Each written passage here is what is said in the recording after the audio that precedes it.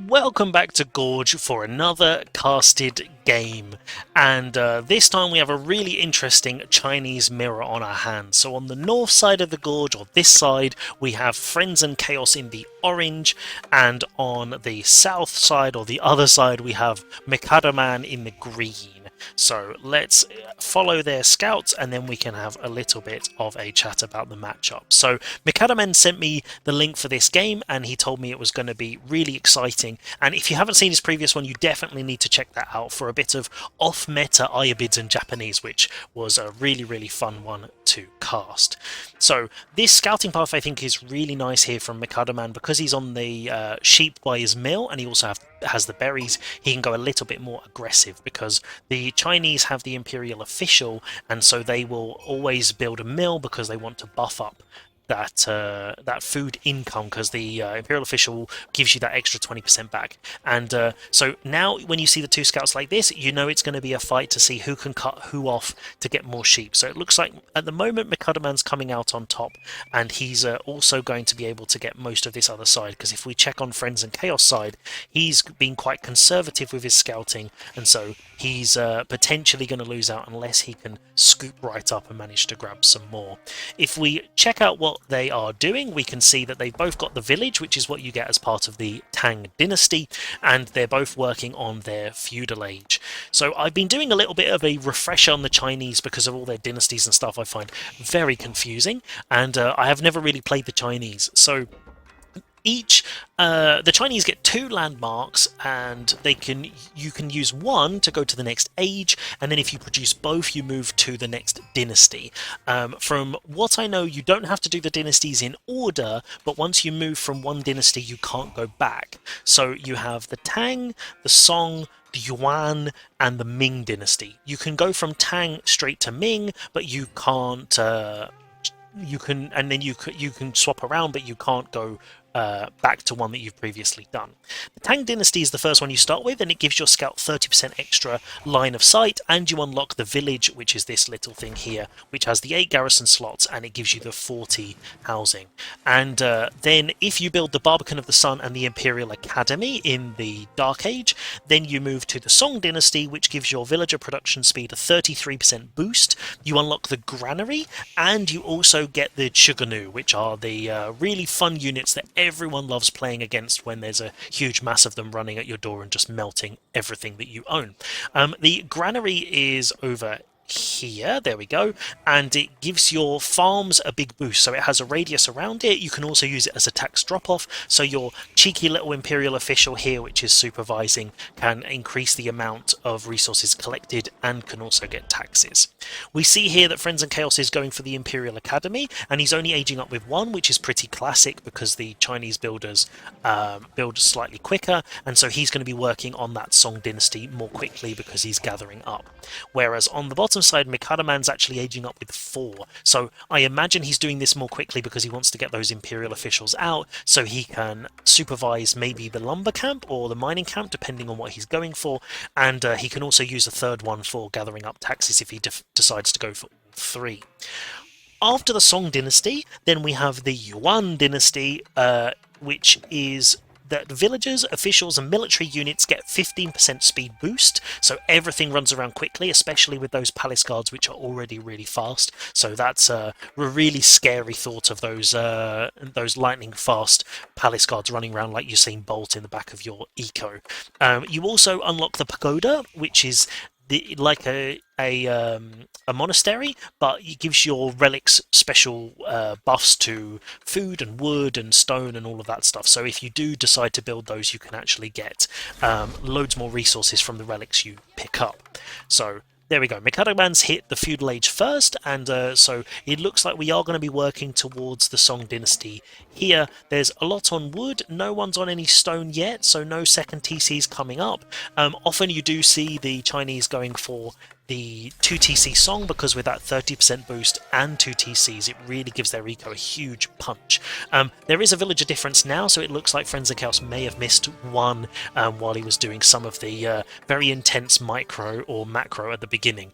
We can see his Barbican of the Sun going down at the front, and I think this is quite a nice position because it defends the gold here, and it also has this deer camp which he can push in, and then that's going to be nice and safe and give his food a really big boost. Also, in one of the recent patches, the Barbican can also drop off taxes now, so it means if you have your Imperial official supervising the mill, you can literally pick up the taxes, drop it off, and that gives your gold income a really big boost. It looks like Mikadoman is almost at the point he can drop his Barbican, and we can see it here. There we go. So a bit more defensive. It's not got the deer camp, unfortunately, but it is protecting that gold, which he definitely needs, and then it's sort of securing this backside as well because it's a bit harder to get around. But look at this, Friends and Chaos doing a brilliant job here. So now he's blocking the blueprint. They can't actually build it, so the only choice they have is to move it or try and kill the scout. So there we go. They've moved it back. But, oh, cheeky boy, there we go. So we see 10 on stone, and I think Mikadoman's done this really nicely. So he's gone for those Imperial officials. He's supervising this to get the additional resources from it, and he's already basically gathered enough wood, so in a second he's going to have enough stone, and that means he's going to be able to drop that TC somewhere. So we'll see. The Chinese tend to place their TCs in slightly different positions because you actually don't want them close to the resources because you don't get taxes from TC drop-off. So it might be side by side. You often see that for a lot of Chinese players. If we go over to Friends and Chaos side, there's no production just yet, but also no stone. So not quite sure what the plan is. He's got some eco-techs in queue, so maybe he's planning on going straight to castle, but we'll have to see once the game takes a little bit more shape. Also, Mikadoman's got his wheelbarrow coming in, and there's the second TC there. So this is quite a nice position because now it also double defends this gold, so all of this area around here is just super safe, and this second TC is also covered by the Barbican, so it's going to be really hard to take down for Friends and Chaos. So this is now where it's going to be quite interesting of how the 1 TC song compares to the 2 TC song, because that villager production 33% makes this second TC even more valuable. So Mikadoman's going pretty heavy on wood here compared to the eco, so we can see a stable's going down now, so it looks like we're going to see a little bit of aggro. And I do honestly find mirror matches so interesting because I do think it's a real measure of the player's skill and how they react to what the opponent's doing, because they both have exactly the same tools in their toolbox, or in their shed if you like.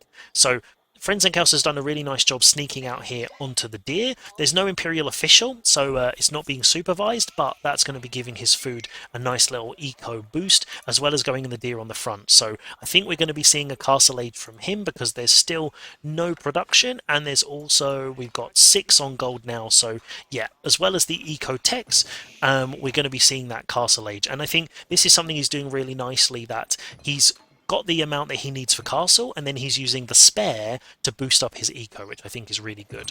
Also, a good thing to remember with the Chinese, the supervisability does also increase the research speed. So when he's doing this, if you saw that horticulture just came in lightning fast because it's being supervised. So if we have a look, I think at the moment, Friends and Chaos has got the 1 here, and he's got 2. Where's the third one? So I can see 2, unless there's one running around grabbing taxes somewhere else. So whereas Mikadoman's still gathering on this mill because that's getting a huge amount of taxes. You can see this. There's a taxman running around collecting those as and when, and now the wood's being supervised. So basically all of his economy bar the gold is being boosted, as well as generating even more gold. But here we go, some action. This is really important. So now we see the astronomical clock tower coming up, and this is where it could get really dangerous for Mikadoman, because once you get those better nest of bees, they start to do a huge amount of damage. And we've also got a barracks coming up, so it looks like it's going to be some spears or infantry to go against these horses. Trying to do some damage, but unfortunately with the Barbican and with this tower, you're not quite going to be able to slow that down. But if we go to Mikadoman's vision, we should be able to see that he's should be able to see this this going up, he knows the age ups come in, and so he knows he's got to get up pretty sharpish as well. So we can see from his eco he's working that way, and just the one horseman at the moment there. So maybe that was to force a barracks, but as you can see, we've got a palace guard that's come out. So these guys are really interesting because they're super fast. So it's I think this is really interesting that they're a great little raiding unit, and they can do some real damage to somebody's eco when there's a little group of them. And yeah, I'm not a fan of seeing those when they pop out. And we've got the scout up here has seen he's on the deer, so now this eco is exposed. So this potentially could be somewhere that Mikadoman decides to hit. If we have a little look then, so Friendsandchaos has still got quite a bit of food and gold, so whether he's going to be planning on just massing up units or we're going to see some more production go down. But these palace guards are coming in, and also we can see that the astronomical clock tower for Mikadoman is coming up, so this is definitely the right choice, because the other landmark is the one that I can't remember the name of that gives you vision on your opponent, which really you don't need unless you're trying to go to the next dynasty. But we can see here a cheeky little orange marker, so they're trying to tower rush over here with some palace guards. So let's see what sort of damage these guys can do. Not sure why they're attacking the TC. I think that's maybe a slight misclick there, but the tower's going up, and is it in range? So it's just outside the Barbican range, so that's quite good. It's also just outside that TC range, so he's clearly trying to do a job of blocking this gold, because even with these defensive landmarks, if you can get one there and get emplacements on it, then that gold is basically off limits until you take down the tower. So villagers coming under attack from the palace guard now, and the tower's taken down, but looks like those villagers have just jumped into the village there, which I think is really nice micro there from Mikadoman. He's managed to save 7 of those, and he's only lost 2 so far, and he's denied that basically with no units, which is definitely very impressive. So Mikadoman's now gone into crossbows, because these guys are heavy melee infantry, so they're like speedy men-at-arms, so the crossbows are really going to be a good counter. And we've also got some lancers come in now, so it's going to be really interesting to see how we get on. We can also see that Friendsandchaos has got some monks, or monks coming in, so he's going to be going and grabbing the relics. If we go over to his side, we can see where they are. So one's going out probably to grab this one over here, and then there's another one that's running over this side. So going for the faraway relics, and this is something that you see really good players doing very often, is going for those faraway relics, because if he could grab, for example, this one, then it means that the other ones that are closer to base like here are much easier to secure with your military or something like that. So Friendsandchaos is really trying to go for these relics. He's got 3 monks now. There we go. So one about to pick up this relic. He's not been too greedy and gone for this one, but he's got this one, then he's probably going for one of these 2 over here. So, and then the third is going for this safe back one. I think maybe he actually could have risked going for front 2 here, or even for this super far one. But yeah, with the lancers and stuff, I think you never know what's going on. So at the moment, if we look at the eco, although Mikadoman has the much higher villager numbers, he doesn't have the food eco, so I think he is doing the big farm transition. Wow, okay, this is super strong. So you see the granaries, if we go to his position, you'll be able to see the overlap. So the buff from the granary, which is that 10%, actually stacks in the middle. So all of these ones will be 30%. So doing it like this is actually pretty good, because it boosts all of the overlap, and then the double overlap here gets 20%, and so on and so on. Again, I'm not going to try and do maths while I'm casting these games, because then everyone just tell me how bad my maths is, and I already know that. It's almost as bad as my scouting or my micro, so, you know, we'll just leave it at that, shall we? So I think doing this farm transition now is potentially slowing down his push, because looking at the military numbers, Friendsandchaos, it's definitely in his favour. So we can see here that he's starting to mass up, and he's also getting a little bit of stone. He's got He's adding in a TC now, so slightly delayed TC, but I don't think this is a bad idea that he hasn't been able to quite do the damage yet, so adding in a TC like this is going to help bridge this gap and slow down any differences. So I think actually this is a pretty clever move, because usually if you can't do the damage to the TC, like where he was trying to deny this gold, then if you just leave it, your eco is just falling behind. Whereas now at least he's stabilizing, so if he were to add in, like, let's say a third TC, then that would also then start to bridge that gap even more. So that potentially could be something he's doing. But he's very heavy on stone here, so I don't know if it's going to be just a TC, but we'll have to wait and see what he is cooking. We've got a little clockwork nest of bees there, and these guys are absolutely incredible. I play the Byzantines myself, and I absolutely love going for the Foreign Engineering Company in Imperial, just because you can get a nest of bees. Even when it's not the right strategic choice, I just love going for mass nest of bees, because they're just awesome, and I love watching them work. So here we go. So we've got Mikadoman's forces going in, and I think this is not going to be a good fight here. The spears are going to fight the lancers and the nest of bees. Look at that damage. One hit has put all of these crossbows at almost half health, and so now I think these numbers are looking very, very scary, and I think Mikadoman is going to be well aware of that. He's got some palace guards here, maybe sacrificing this one to slow down the mass, and I think that's something that is really good here, actually, that most of these units stopped to fight one palace guard, and he's managed to save all of these units. So that's definitely something I think to keep in mind when you're playing your games. If you can sacrifice a single unit to slow down the whole thing, if they're just A-moved and not being directly microed, you can actually save a lot of units, which I think is really, really good. This nest of bees is getting very aggressive, so if those lancers pop forward, but look at that. Oh, baby. It's, yeah, just amazing. It's obviously I'm not a big fan when I'm on the receiving end of the nest of bees, but I'm also not a fan when I'm on the receiving end of any siege, to be perfectly honest. So we can see the units here coming out under the TC and nicely avoiding the Barbican because they're just outside of range. And second TCs don't get the automatic fire that your home TC does, so actually he's managing to take a pretty good fight here and doing some heavy damage. The nest of bees helping to take out the infantry, and those lancers being taken out by all of those spears and palace guards. So now this force on his doorstep is looking pretty scary, but there's a nest of bees here, and oh no, that nest of bees I don't think is going to last very long, and yeah, that's gone. Goodbye, my friend. So if we have a little bit of a look, we've got sacred sites being taken by Friendsandchaos over here, and oh, hello, is this a keep? Okay, so that's what all that stone was for. So he's also going very heavy on wood, so whether there's going to be another TC in the background, because he does actually have the stone for that. But now it's absolute chaos. It's literally friends and chaos in the base over here. So we can see that they're just trying to take out the nest of bees, they're trying to take out the palace guards, and the nest of bees I think is the right thing to target here, because as much as the palace guards are frustrating, your TC will be doing damage. But oh my god, look at these villagers. If we go back so I can count how many we have, we've got 36 villagers building this keep, and look how fast that goes up.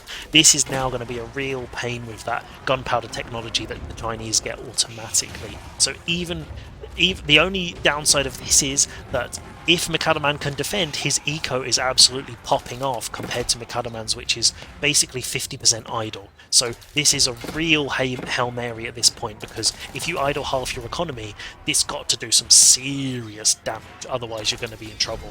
And you can see all the eco techs, all of the military techs coming in here, and you've got some siege ones being researched for the increased siege movement speed, and we've got a trebuchet coming out, nest of bees. So now the military numbers, that final push, it's really equalised, and so I think now we're just going to have to wait and see whether this keep does enough damage, or whether this clockwork trebuchet is going to be able to take it down without too much bother. So just moving away, this keep I think is quite nice, actually doing the keep push.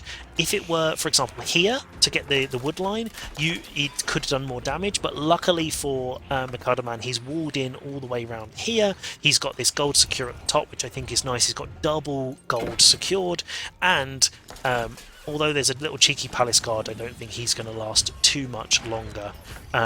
So there we go. And one more. There we go. So his farm transition is basically safe, although a couple of villagers might go down. Considering he's 30 ahead now, this is actually not too bad. The trebuchets come out, and so now the nest of bees is trying to do damage. I think this is a little bit of a risky position to put that nest of bees because they are pretty valuable. They do cost like 600 resources, so I'm always very nervous when I use mine because I'm not very good at protecting my siege either. If you notice, every time I talk about siege, it's not something I am very good at, so you know, maybe a lesson to be learned there. But we're not talking about me now, we're talking about Mikadoman and Friends of Chaos. And you can see here Friends of Chaos is finally doing his farm transition now, so his food eco will eventually go off, and he's been focusing on those external sources. So this is often a very different play that you can get from Chinese players, that you can either go for the really early farm transition and that big boost, or you can go for the much slower farm transition but then be able to get much more units out and stuff like that. But looking at the eco at the top now, it's definitely looking like Mikadoman's eco is set up better and his military units are starting to take over. He's managed to defend these cheeky little rams that have been coming in, the little clockwork battering rams, which have been completely just sent over straight from the base, which I quite like. It's a very bold move, trying to take out this TC, but I think at this point the TC's already got its value, unfortunately. And this keep is looking like it's about to go down, with the trebuchet giving the final shot there and everything burnt down. There we go. So now Mikadoman's base is clear, and we're going to have to see how he decides to get his retribution. This oh, there we go. Well, the sacred site was being neutralized until the Springle decided that it was going to take out the monk. And this sacred site up here is being neutralized and replaced by Friends and Chaos. So I really like what he's doing here of getting these sacred sites, because it's going to force Mikadoman to neutralize them and to get out of his base. Because if he can just sit in his base and turtle up and make a huge military, then it's going to be really difficult to fight against. If we check out over here, we check on Friends and Chaos base, we've got quite a lot of production going down. We've got a monastery with 3 relics. He's managed to get 3, and Mikadoman actually managed to get 2, so I didn't catch him grabbing those. So that's actually really good, considering how much Friends and Chaos was focusing on them. Being able to get 2 is going to have a really good boost to his economy. I don't see any pagodas for either player, so I think they've just dropped them in a standard monastery, if we can find this one. So there we go, just a standard monastery for the gold. So yeah, 159 a minute for this one, and Friends and Chaos will be getting 239. So that's how important it is to get the relics. And also remember, you do get the gold from the sacred sites as well, so that's going to also be having a nice little boost on his eco as well, while he tries to match up this villager lead. We can see Mikadoman is moving out across the map, and there's a bit of stone coming in there, so maybe he's going to be building some defensive stone walls while he's raiding. But, oh, a defensive keep this time. Okay, so I think he's a little bit nervous of these military numbers coming in, and so he's decided to build a keep in his own base to defend. So this is where I think these crossbows are really doing some damage, and there's no nest of bees, so this Springle is doing pretty good damage to the units, but it's not that effective, especially when the Lancers get in. But they just completely ignore it. Who needs to fight the Springle when you can go and do damage to the economy? So they're going right to the back. There we go. This is nice, because you know on Gorge the wood eco is always at the back. You know you can do some really good damage. And there is a nest of bees, and they're going to get a good shot. Oh, they got a couple of units, but the Palace Guard's running down, and there we go. So these units are doing it, and these are actually Chuganu and crossbows. So I wasn't just looking at them wrong. There's a mixture of both in there. So definitely never been caught out by that myself with both of them linked up. And another keep. Wow, Friends of Chaos really loves his keeps in this one. But I see a lot of stone, so potentially Mikadoman might be responding with his own keep in kind. We'll have to wait and see. But that's a huge amount of stone not to have for anything else. Also, he's got a lot of resources, so it looks like he might potentially be thinking about an Imperial Age, which would be pretty dangerous considering Friends and Chaos isn't actually that close at the moment. So we can see all the units slowly flooding over, and getting caught by this keep, but we can also see these villagers hiding behind the keep there, just idle, so that's going to be hurting the economy quite a lot as well. We got the military moving up to here to neutralize that sacred site, and Mikadoman's doing a really good job of capturing them, so it's a bit of back and forth on the sacred sites, which I really like. We've got a trebuchet coming out, a clockwork counterweight trebuchet, not just any trebuchet. If you know the Marks and Spencer's advert, that's what I was trying to do, so yep, you're welcome. And so he's going to be trying to take out this keep, because once that keep's down, that's going to mean his food eco is completely exposed, because unfortunately he hasn't actually secured this with his walls yet, which means it's completely exposed. So all of these keeps and units and stuff are all out in the open at the moment, and this front granary is very, very bold, and unfortunately I think that timing is just going to work against him at the moment. So there we go, so that granary's gone down, and now they're idling the food economy again, so I think this is going really well at the moment for Mikadoman, a real pushback from that keep drop. We can see all the villagers running over, so not sure exactly where they're going unless they're trying to garrison in the keep, but running straight into the military units. So yeah, always check your villager pathing, because you don't want to be running them straight through the battlefield, because as you can see, they don't fare too well in those kind of conditions. So now you can see, oh, here we go, a bit of keep chaos. So now there's a keep on the backside which is going to be denying all of these farms, so this is now really not fun. And looking at that stone, we can just keep going, let's just keep dropping. So keep dropping. So all of these villagers going in, and we're going to see, oh, okay, we actually are. So here's another one at the back, and this is actually really amazing placement. So the fact he's managed to get right in at the back of the eco and going to be blocking all these farms and the wood line, and I'm not sure actually if Mikadoman knows it, if Friends and Chaos knows it's there at the moment, but I think he's got other fish to fry with all of this siege taking down his keeps and his units at the back. So he's got one lonely nest of bees really working hard to try and take out some of these units, but I think that's going to be the end for him over there. Oh, and he just about survived. So we've got 5 health on our MVP nest of bees here that's really trying to hold on for that final fight. So we've got units streaming in, we've got this keep being taken down, and we've got this keep up now, which has then denied all of this wood here. So where are the villagers? Where have they gone? And they've just run straight through, and there's another key. Oh my god. You absolutely love this. So now the granary that was going to go in front of the keep over here is now being put down over here, and it's going to be a fight to see whether who can take down the keep.